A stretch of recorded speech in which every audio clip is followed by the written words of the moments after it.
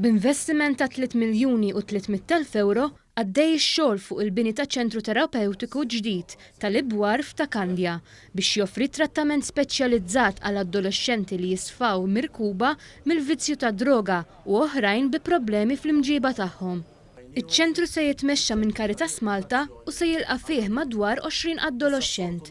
F'ċerimonja li matula l-Arċisqof Charles Scicluna birek ġebla kommemorattiva fiċ-ċentru, il-Prim Ministru Joseph Muscat qal li l-Gvern se jiffinanzja mhux biss l-investiment kapitali iżda wkoll l-operat taċ-ċentru b'nefqa ta' 750,000 euro fis-sena. Id-direttur tal-Caritas Anthony Gatt qal li sas-sena d-dieħla iċ-ċentru mistenni jibda jilqa' fih l-ewwel adolescenti u se jipprovdilhom post sigur.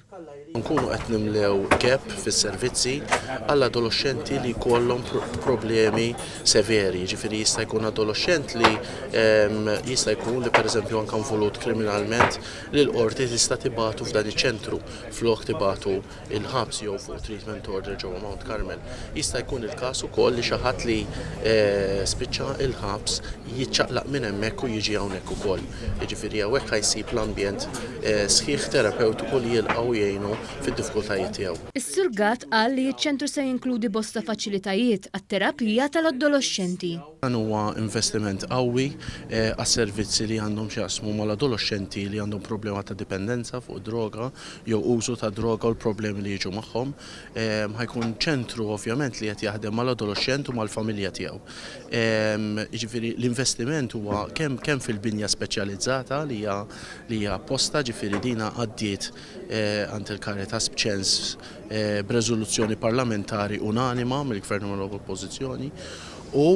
Però l-investiment mhux biss huwa fil-binja imma wkoll fl-operat.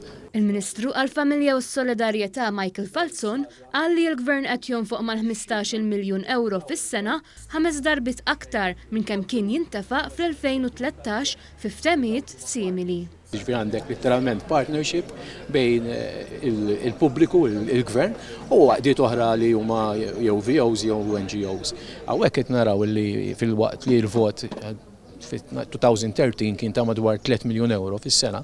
Illum qed nitkellmu fuq l-aħħar vot li kellna l-aħħar budget li jaqbes il-15 miljun euro. Ġifieri hemmhekk qed naraw impenn qawwi ħafna.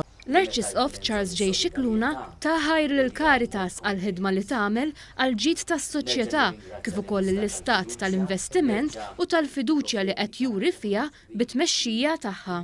Saħaq li dan il-proġett hu sinjal konkret ta' soċjetà li meta titkellem fuq is-solidarjetà ixxammar il-kmiem u tagħmel xi ħaġa.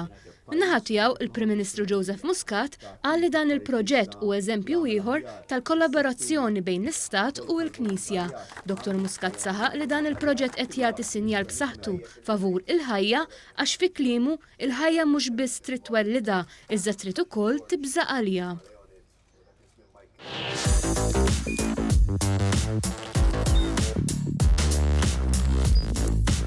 Idħol fuq one.com.mt u hemmhekk tista' tara l-programmi kollha li jxandru fuq One permezz ta' One Play.